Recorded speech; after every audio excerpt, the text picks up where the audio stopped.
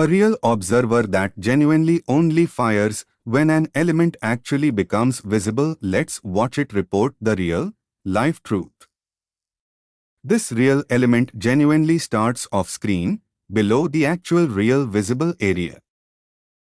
This real observer genuinely reports the actual real visibility state, without any manual scroll position math.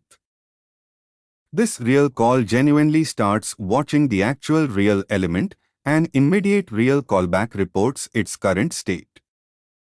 IntersectionObserver genuinely reports real visibility without manual scroll position math. Entry.isIntersecting is the real, current true-false answer for that exact element. This is the real mechanism behind genuine lazy loading and real infinite scroll implementations.